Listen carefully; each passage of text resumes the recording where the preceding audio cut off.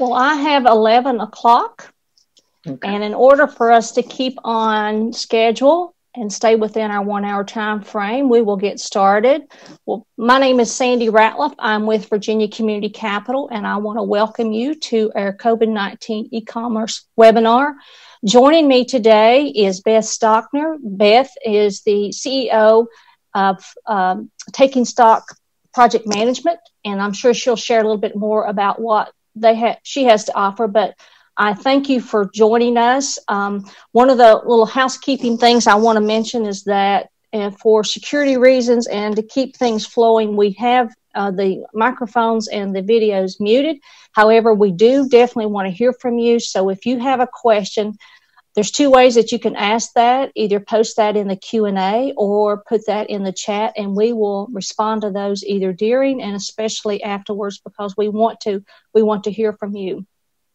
Again, I want to thank you for coming. You know, one of the things that we want to do from this is, with the growth of the internet and with what's happened with the COVID-19, it's really changed a lot of how businesses are selling, especially to our storefront businesses. And we want to open up a new market for our small business owners. You know, the internet, it's crazy at the growth. It's over 7.71 billion in population, and over 4 billion of those are using the internet. Plus, you've got to look at, from a business perspective, how mobile usage is growing. You've got over 4.68. Some households have 2 or 3 phones. And then, you know, social media, that's a whole world into itself. But all of these are bringing platforms that business owners can access to grow. And we know that commerce is changing. Retail seems to be in one of the major changes, and we've got a lot that's going on. One of the biggest things is we're seeing the storefronts and stores declining because we as shoppers now are not getting out of our cars and going shopping. We're doing things online. Just last year, there were over 9,300 stores closed, and this was actually before the COVID hit. So again, you've got to look at new markets of opportunity, and that's one of the things I wanted Beth to share with you today is, you know, with storefronts closing, how do you make up that? And online is a great way for businesses to make up for that difference for online shopping. Here's just a quick look at what's predicted. There's over 3.53 trillion sales in e-commerce now, and that's projected to double by 23. And you've also got to keep in the back of your mind, as you're looking at growing your business and how you can touch people, is look at these new touch points, like things like Alexa, or you're using your phone. You're using things like, hey, Siri. I bet all my devices are trying to talk to me right now. And that's where you need to look at too, is, you know, these devices, because you need to have an online presence where you're going to be picked up and where you're going to be found through voice commerce and chat bots. And that's those little boxes that you talk into, and it gives you all the great information. Again, I wanted to share some things to look at moving forward. So I am going to turn it over to Beth, who is our expert today, and she's going to talk more about e-commerce. So Beth, I will turn it over to you. Well, thank y'all for coming today. As I said, I'm Beth Stockner. I am the CEO of Taking Stock Project Management. I'm a very small business. I'm a local, just like you are. I am in Abingdon, Virginia, but I do a lot of work throughout Southwest. Started my business about 12 years ago when my husband had his first deployment. He is in the Army National Guard. And so I was working at the Bristol Chamber of Commerce prior to that. So that's a little bit about my background. I'm going to go ahead and start the screen share. And here we go. So online sales, are they right for your business? So I'm not going to do a sales pitch or anything like that today, because I'm not going to say that online sales are going to work for everybody. There are a lot of factors to look into when you're looking at an online storefront or online sales. And when you're talking about online storefront, there is no simple solution.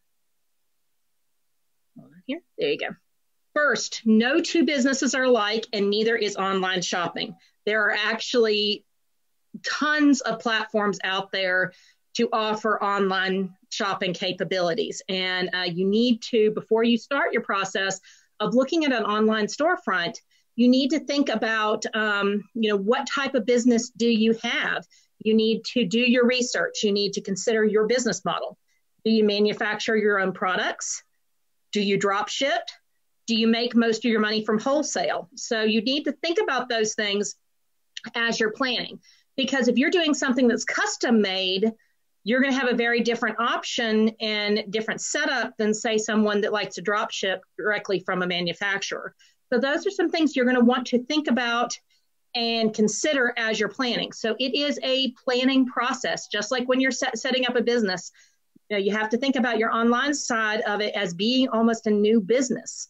So you have to plan through every step of the process. Okay. So, when you're looking at your online business options, you do have to remember nobody is exactly alike. Everybody will be having a different system. So what works for one person may not work for you, or it might. It just depends on your model. So you need to consider with that, how do you process payments? Are you using, in your current store or your current business? Do you use PayPal, Square, Apple Pay, Google Wallet? Are you using other online resources, possible online resources for credit card processing? Are you a cash only or check only type business? Not a lot of those these days, but you still get a few. You do need to think about how you want to process your payment system, because different online payment systems integrate differently with your online storefronts. So that's something you need to think up front. Also, how does work with you cash flow wise to sell in say an auction format? Or if you're only selling a few items, you might want to even consider something like an eBay or something like that, especially if it's something unique. And will your profit margin support paying the fees? So when you're talking about your products, you have to remember there are costs associated to doing an online business. You have to look at your online storefront options, whether you're paying commissions to other type of marketplaces, say like an Amazon or an eBay or an Etsy.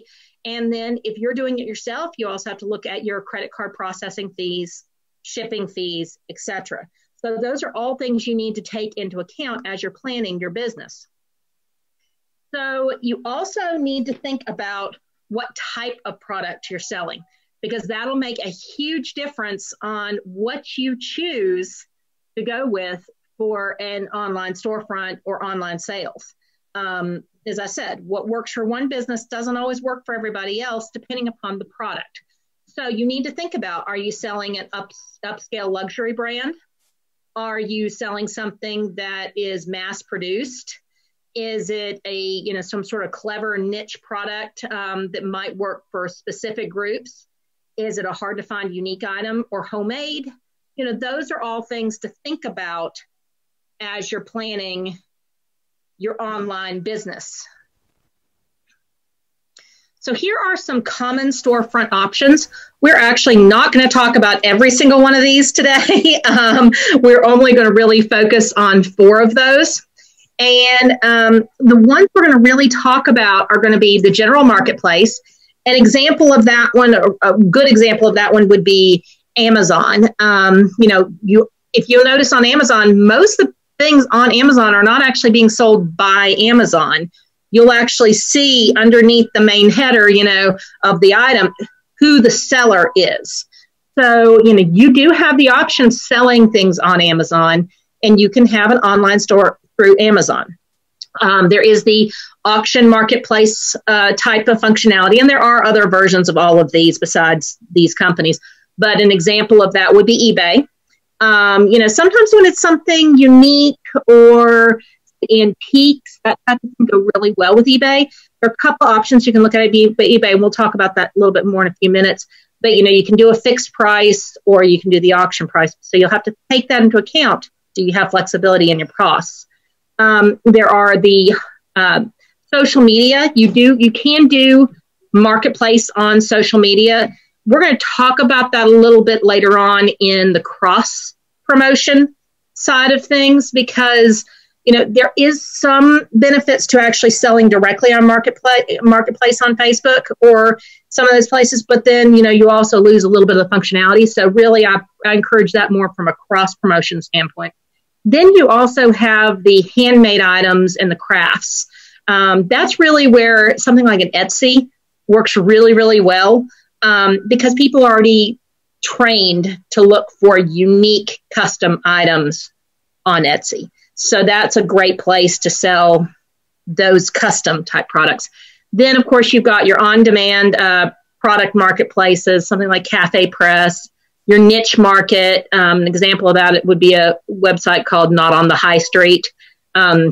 Subscription box services. An example of that is Crate Joy. Classified listings.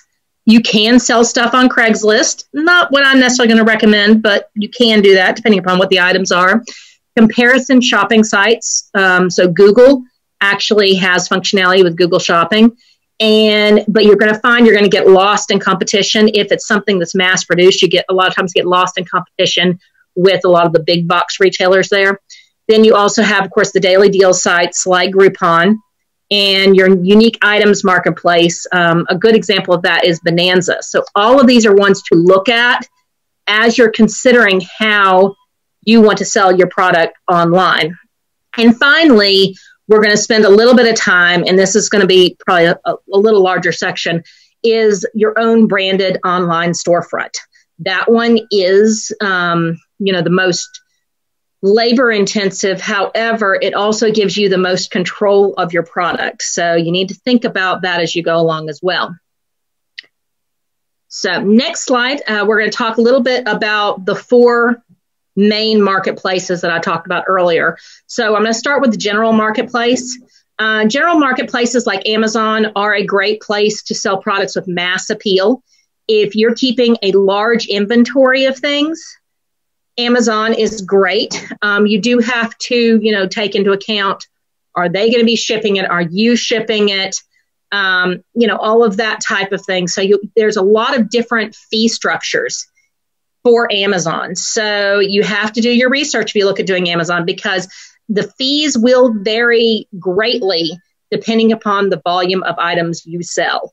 So you need to really take that into account if you're considering selling on Amazon. The downside of using a site like Amazon is the credibility comes from the streamlining of their brand. To the customer, it looks and feels like Amazon. I mean, how many of us have said, somebody said they liked something that you were wearing or you had bought, and they said, oh, I bought it on Amazon. They didn't say who the seller was, just the marketplace. So you are losing your brand identity if you sell on Amazon. That's the real downside of Amazon. Also, if you're going to do Amazon, that's really more of a national business. So that's another thing to take into account. Are you looking at tapping into your local market? Are you looking at tapping into more of a national, international market? You need to think about that as well. All right. So the next marketplace option we can talk about is going to be eBay. I'm sure most of you are familiar with eBay. It's been around for a long time. eBay is one of the most well-known online marketplaces. Its differentiator is its auction style approach to selling. It is a good fit for sellers who offer rare, vintage, and collectible items.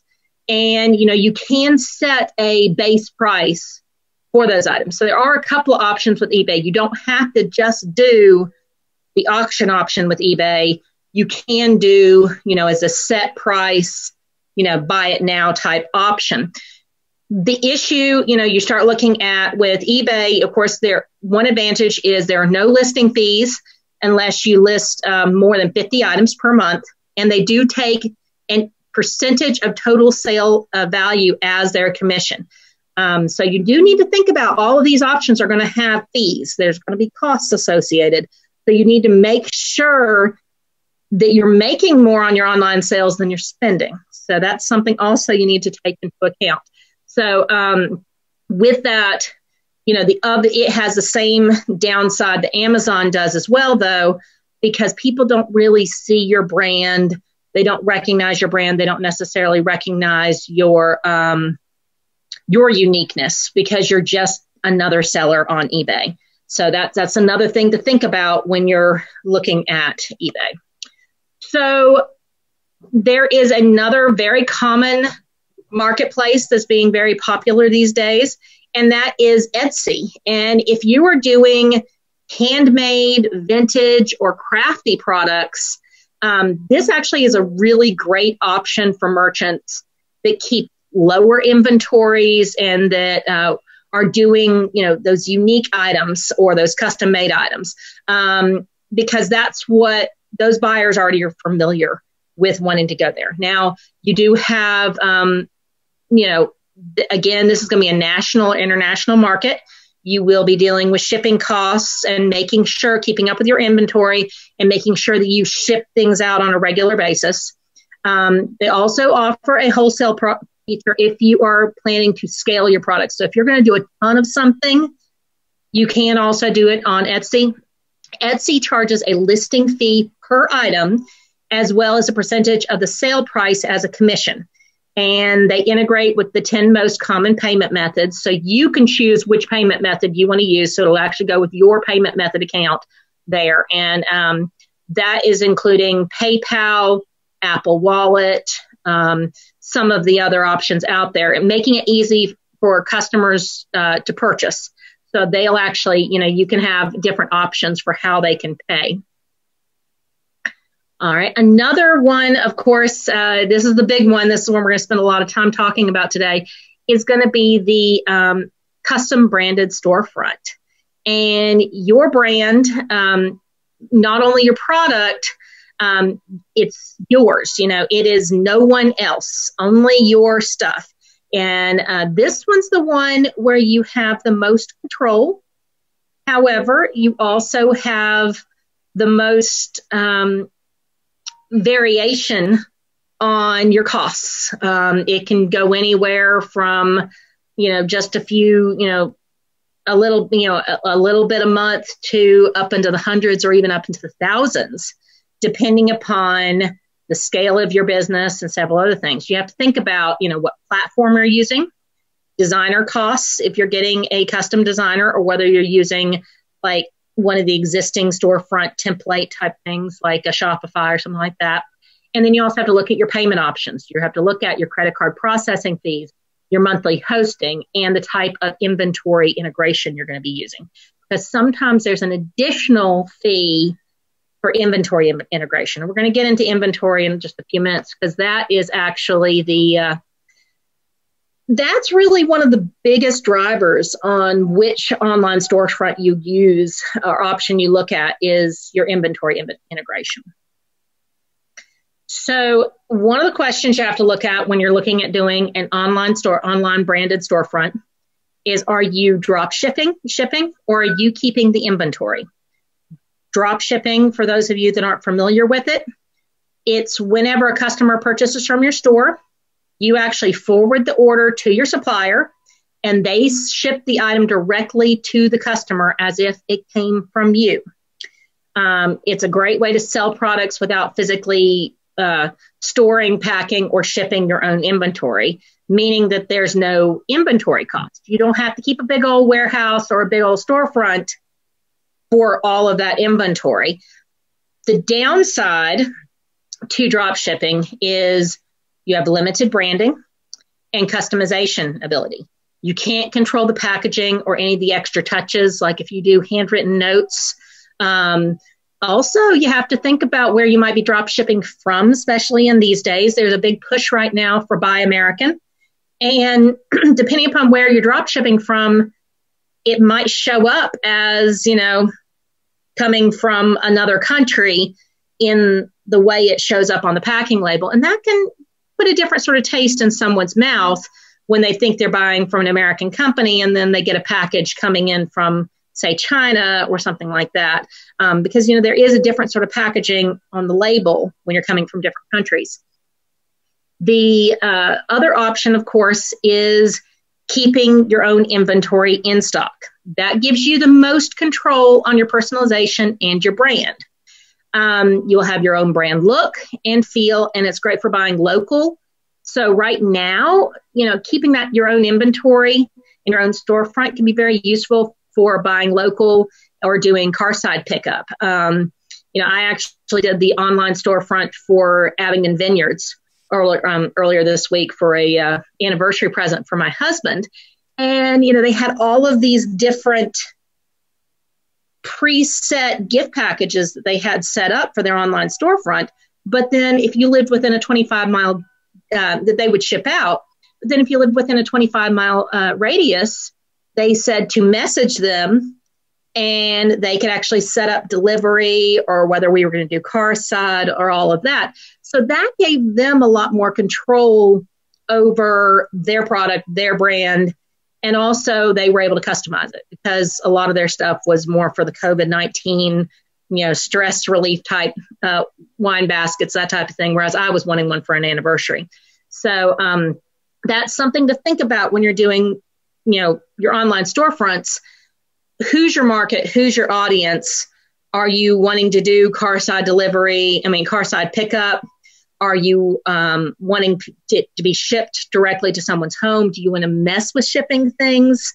You do need to take all of that into account.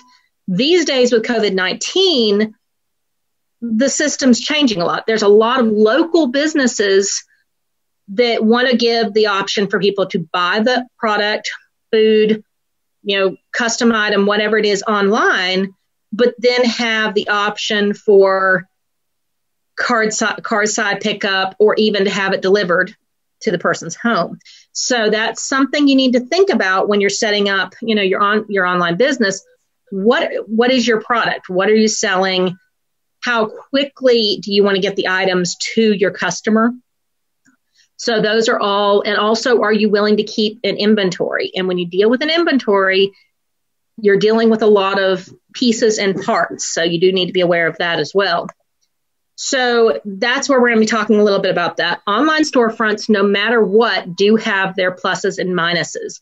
You need to be willing to put in the time and to making them a success before you take a leap into the online sales arena. You need to take note of several big things when you are talking about the online storefront options. And those things are you selling just a few items or are you wanting to sell everything in your store? How many products are you going to have?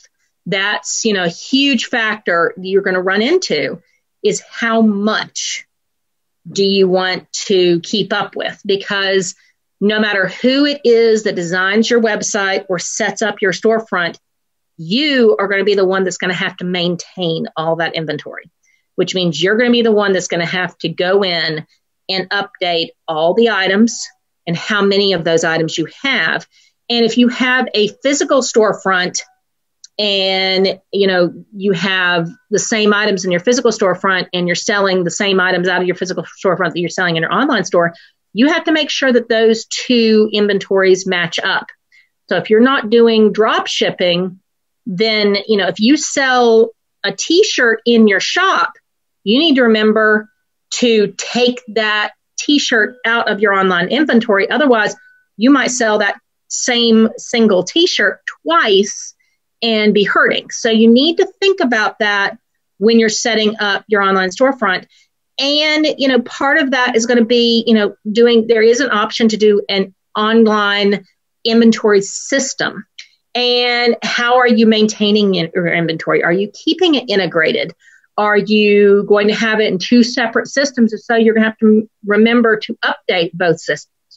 So you do need to make sure that you keep that in mind while you're making those decisions. With those, you need to think about, are you using QuickBooks? Are you using just single spreadsheets? Are you using Square? different online payment systems or inventory systems have different online options and integration fees. If you're doing QuickBooks, if you want to make sure that you are doing a online inventory that integrates with your physical inventory, you actually have to make sure that you have the online version of QuickBooks. And then on top of that, there's usually a different subscription service for that to make sure it integrates with an online storefront, or you even have to go with an added integration system, something like Big Commerce or something like that, where it helps to keep it all integrated. So those fees can start building up. You know, how much are you paying for your inventory system? How much are you paying for your integration system on top of what you might be dealing with just with regular hosting fees as well as your credit card processing fees. So, you know, different ones do have different systems. I tend to like Square a lot because it gives you the option, at least for an online store, if you're going to be doing online stores, because you can maintain your inventory in Square, but also you can go straight to your online store with Square. Of course, the drawback with Square is, you know, QuickBooks gives you a lot more added functionality. You know, you can do payroll, taxes, keep your books, everything into QuickBooks. It's just you have to make sure you get everything integrated properly with QuickBooks. So, you know, and they're fixing it, but, you know, QuickBooks was a little slower at getting their integration system seamless. So that's one of those things that you have to think about is, you know, making sure it's clean and, you know, looks good on your storefront. So you do have to take that into account. And, you know, are you going to be maintaining your, are you going to be doing cross promotion? You know, you need to think about the social media integration. If you're selling on your own storefront or Etsy, you need to make sure you are cross promoting, and we can get into that in a little bit more detail. But, you know, when you're dealing with different platforms, you have different costs. And you need to make sure you take everything in consideration. So, you know, even though Square may have, you know, an easier website integration, it may also have a higher processing fee for your regular storefront than some of the other credit card processing options. So, you know, you've got a lot of factors to look into as you're doing it. So there are 6 costs you need to consider when starting an online storefront. And if you're doing your own branded online storefront, you're going to have your domain name. Domain names you're going to find can run from anywhere from less than $5 a year, depending upon the domain name, all the way up into the tens of thousands. It depends on, you know, the brand name itself. Or the domain name itself. I mean, I've had clients that have had, you know, we've had to look at 30 different domain name options in order to be able to get them an inexpensive domain name, because there are people that purchase up domain names that they think are awesome and just sit on them, and they're domain name resellers. And if you want that domain name, you have to pay a fortune for those domain names. You know, there are lots of famous stories with that. You know, where people have actually even used it as, you know, almost a blackmail bargaining chip for the domain name. So, you know, you do need to think about that when you are working on your domain name, is making sure that you can make it work. So other thing you need to look at is your hosting plans. And that's all going to depend on the platform, the size of your inventory, the scale of your product. I promise you that Walmart.com pays a lot more for hosting fees than, say, you know, a little bitty store down the street. And that's because of the amount of products they're selling, the inventory integration systems, the security that you're running into. Because there are different security measures you have to look at depending upon what type of business you have. You want to make sure you have SSL certificates, for instance. And you also have to look at your payment processing. You know, are you looking at Square? Are you looking at PayPal? Are you looking at Google Wallet? Are you looking at, Apple Pay? All of those have their own fees associated. You process a credit card, they're going to take a percentage off of that. So when you are pricing your products, you need to take that into account too. How much is the credit card processing company going to take off of the total amount? What are they going to keep? One thing to be aware of when you're using Etsy, eBay, Amazon, or some of the other third-party marketplaces to sell your goods, you don't actually need a domain name or pay for hosting. However, you have other costs associated, particularly their cut of the sales of all your goods. A lot of those companies will take a commission off of how much you sold. So that's definitely something you need to look at when you are doing your online store. Okay. So, big thing is that, paying attention to the simple things are what most men neglect. And it's actually what makes a few men rich. Looking at all the aspects of what it takes to do online sales, it's important. What works for one may not work for all. And the key is in the details. And, remember that there are costs associated. You need to think about those costs and those options and, make sure that you look at every piece of your business to know what's going to work for you. So I'm actually going to I actually went a little quicker than planned. I'm used to being more interactive with people. So, I think it'd be really good. And maybe Sandy, if you have any questions, it might be a good time to talk about a little bit of that and to cover, anything that people might want to know more about. I personally have a couple questions. I figured you would. Please, folks that are joining us, if you have questions, please be sure to post those in the Q&A or the chat feature. One of the things I had is if I put my store online and start selling products, the manufacturers of the products that I sell, will I run into any issues that prohibit me from selling those products online? I mean, do I have to have prior approval of that? It depends on the product. Most online, most companies are going to encourage you to sell their products online because you're having to buy the product from them one way or the other. The thing is, of course, is going to be the pricing. A lot of products or manufacturers of products have a base price they require everybody to sell it for, because they may sell it for, they'll sell it wholesale for a different price.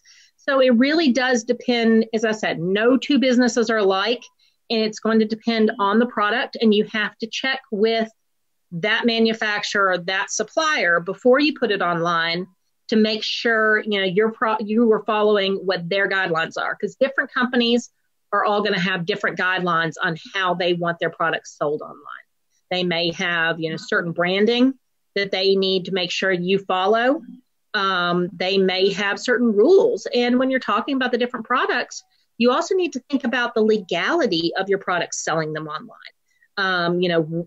How are you going to handle it if you are dealing with something that might be a controlled product, like, CBD or wine or something like that? There are going to be whole different, options for those type of products versus, say, a t-shirt. So you really need to, that's part of the research that each individual company needs to, or business needs to look at as they make those decisions, is what can they sell as a reseller online and what they can't. Typically, if you're allowed to sell it as a storefront, you can also sell it as an online, but different companies have different rules. Okay, on that same line, what if I want to use their logo as a way to draw attention that I am an exclusive seller of this product line? How can I post their logo on my page or on my my online store? Well, again, as I said, you need to check with those companies to make sure that they don't have very specific rules. I'd say most of the standard ones are going to have a set up system for what they allow and what they don't allow on the website, and how they want you to brand it and how they want you to sell it. I mean, it's almost, kind of like following franchisee rules. There's certain things, if you're going to be selling it online, or even if you're selling it at your physical storefront, that those companies are going to require you to do to, follow their procedures in order to be able to sell their product. And it's going to vary. So I can't give you a black and white answer there, because every company is going to have different rules. Simply Southern is going to have different rules than a different company. So everybody is going to have, their own rules and procedures on what is allowed and what's not allowed on the website. Okay, we've got a question. Is a Shopify site the same as a branded storefront? And can or should you do both? Honestly, you don't need both a Shopify website and another website. If you have a Shopify site, that is a branded storefront. That's just a different platform. So when you're talking about platforms for online stores, Shopify is actually one of the recommended platforms. Another one is Weebly. Weebly actually is owned by Square. So if you're trying to keep an inventory integration going, Weebly is awesome, because if you keep your inventory on Square, if you're using Square in your store, and if you have a physical store and you're using Square in your store, you can actually integrate the Square inventory a lot easier. That's the one thing with Shopify, is you do have certain limitations with Shopify on how you integrate your online inventory with your physical inventory. So every platform has got its different pluses and minuses. Shopify is one of the standard online storefront options, but you do tend to have to maintain a separate inventory a lot more with Shopify, unless you're doing an integration with something like a big commerce or something like that, to make sure you keep your inventory pulled back and forth. Okay, I've got another question. This person had a tough time getting in the webinar, and she has a small nonprofit arts and crafts center that is considering online selling. However, what we have will mostly be unique items. How can we start out small using our website? Starting off small, the easiest way to deal with starting off small for something like that is if you're just touching into it and just want to put your toe in the water, honestly, as I would honestly say Etsy. You can brand your Etsy storefront, and, those are those small, unique items. However, if you're wanting to do local deliveries, shop local, that type of thing, that's when you're going to want your own branded online storefront for those type of things. Etsy is great, overall for those unique items, because if people are looking for unique items, they're going to go to Etsy. People have already been trained. Etsy's done a very good job of selling itself as that unique, storefront, that place to go if you're looking for those unique items. Just like Amazon is, sort of set itself up as a place to go if you're looking for mass-produced items. It's just, what you're looking at and who your audience is going to be. So you need to think about that as well. Who your audience is, who your buyers are going to be. If you're looking at doing a lot of custom orders locally, online storefront branded for yourself. Otherwise, if you're just putting your toe in the water to sell a few products, Etsy is a great option. Suggestions to maintaining my store brand. Once I'm on Main Street, small town America, and now if I'm going now online, how can I maintain my unique brand as I build into an online presence? That's why I looked at all the different, why we were talked about all the different marketing platforms. It is because of that. There are lots of options out there and all of their costs vary. Really, if you're wanting to market yourself as a local business and you want people to know your brand locally, I suggest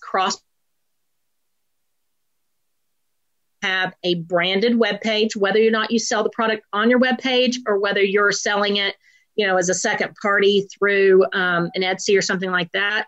You still need to probably have a branded, or even if you're drop shipping, you need to have a branded website that links to, if you have an outside storefront like an Etsy or something like that, you need to make sure you link to it, but make sure you keep your own branded website, who you are, where you are, a little bit about yourself, why people want to know about you and know about your product.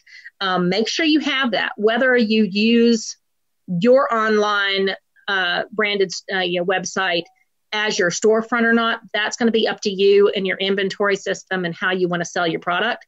But do make sure you have a local website that is yours and that talks about your product. Then once you get that website, you need to cross promote. You need to be on Facebook. You need to be on Twitter. You need to be on Instagram. And when you are on those sites, you need to maintain them. You need to post regularly. If you're doing a sale on a product, you need to share that you've been doing a sale on that product that week. If you are, and link it to where it is you're buying it online, where you can, where people can buy it online. That's actually great because it's an immediate, you've got your, customer base right there in front of you on, say, Facebook, for instance. You've got your customer base right there in front of you. They're ready to click. You need to go ahead and make sure if you're promoting a product that you link directly to where they can buy that product online if you're selling it online. So that's one of those things you need to think about. Also, if you're going to have a Facebook account or an Instagram account or any of those accounts, you need to maintain them. Post regularly and post links. Make sure you cross promote between your website and your social media. Share your website on a regular basis. Make sure you keep that up to date, and that's one of the best ways to keep your integration going. And I do recommend making sure you do in like the social media, you do the online chat feature for your social media. So when somebody comes to your Facebook there, they can message you instantly. It does help with that interaction as well. I made a note about cross promotion as you were talking. I think that is key, and where so many fall short is developing that relationship, like just the nonprofit that asked the question earlier about unique items. Well, how about you do a little video of how that unique item was developed and bring that viewer in that, gosh, I would love to have that, or have that a gift for my anniversary today for my husband.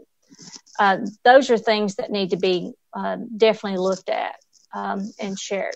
One thing that you touched on that I want to also mention, you talked about an SSL certificate for your website and have that security. Because if I'm wanting to buy from you, that security is very important to me.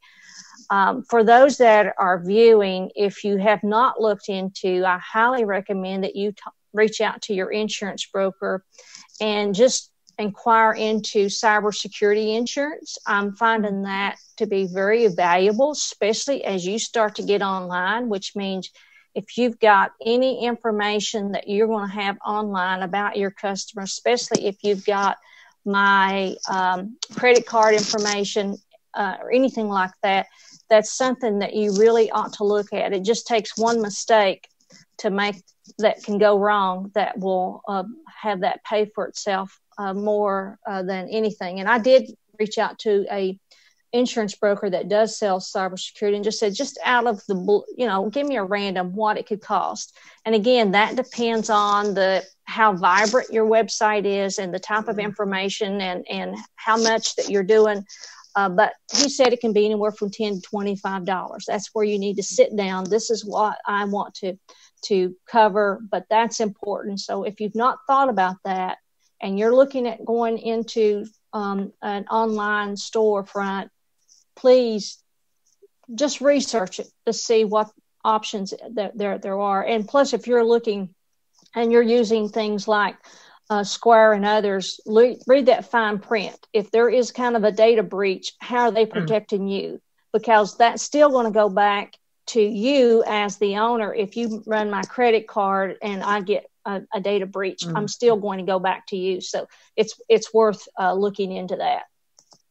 And that's really why I say that fees vary on website hosting, because it depends on the level of security you're wanting to pay for on your hosting. Hosting is almost always done through third parties, whether it be GoDaddy or Blackpug or all these different groups, or Bluehost. There's all these different options out there for your hosting. And that's not your web designer that's charging those hosting fees. That is the hosting company. And the reason why most web designers choose to go with an outside hosting company is as bigger companies are able to provide different layers of security than a lot of times a local host company may or may not be able to do. So, if you're looking at, say, Weebly, and you're looking at just a basic website with no extra security, it could be less than $10 a month on your hosting. However, if you're looking at doing an online storefront with the extra security to make sure when you're putting in your credit card and everything else, you've got those extra added layers of security, then it could run anywhere from $40 a month to up into, the hundreds of dollars a month on your hosting only for those added security layers.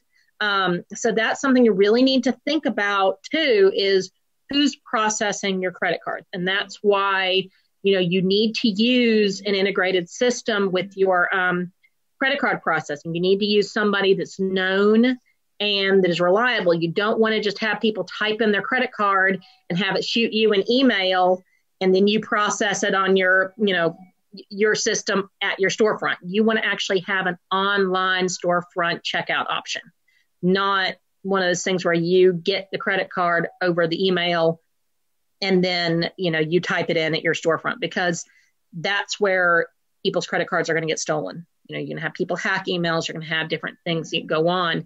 And so you want to make sure you're integrated. So something like a Square works great for that. There are other systems. As I said, there's PayPal's, there's Google Pay, there's Apple Wallet. I mean, there's tons of, or Apple Pay, Google Wallet. Anyway, there's all sorts of options out there, but you want to use a well-known payment system that's trusted and that has the added security, because if they mess up, that gives you a little added extra protection, because those companies are also responsible. So they have to make sure that they're covered. So they're going to make sure that they're really careful on how they deal with people's information. So definitely go with a well-known, if you're doing accepting online payments, go with a well-known system. Go with, one of those key main well-known online processing systems. Yeah, I agree, because when you're signing on the dotted line, you're taking all your customers with you. So it's not just you that's signing up with you. You're taking your customers. So that's why it's extremely important. And there are other companies that have lower processing fees than Square or PayPal or Google Pay or Apple Wallet, any of those. You do have, different processing fees by different companies, but you need to make sure when you're looking at it, does the cost reduction on the processing fees outweigh, the security and knowing that you are with a reliable company that has a certain amount of requirements. Okay, I've got a question. If you have a B&M storefront and go online, which platform handles the in-store and online inventory management and in-person point of sale the best? That's if you have a B&M storefront and go online, which platform handles the in-store and online inventory management and in-person point of sale? Which one is the best? Good luck with that one. Yeah, that one uses a lot of acronyms. But, honestly, for handling your online inventory and your storefront inventory, if you're a small business, honestly, I suggest, because this is what I use, and I found it's the easiest setup, is go ahead and go with Square. Square has an online inventory system, and use it for both your checkout system, point of sale at your store, as well as your online storefront, because it integrates it right there together. Okay.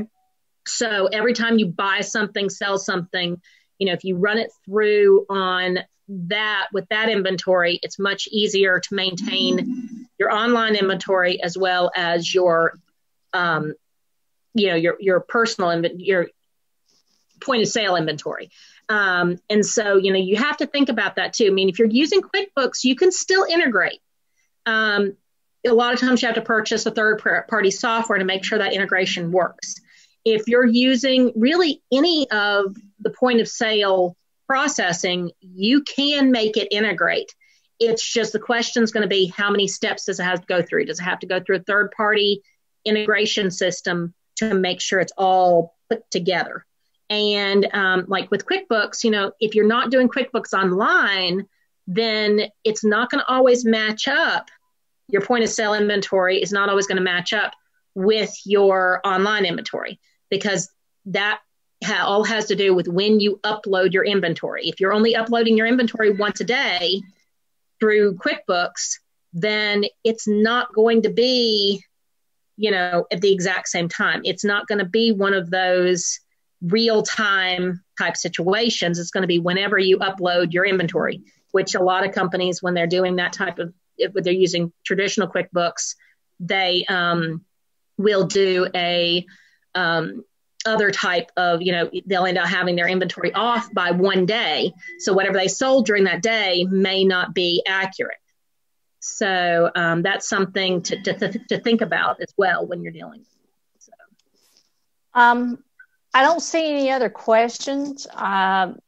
Thanks, Beth, so much for your time and your expertise in sharing with our attendees. And for those of you that joined us today, thank you for joining us and learning more about getting online. This is something that I think is very important. It was important before COVID-19, but it's also even more important, I think, now as a result of it.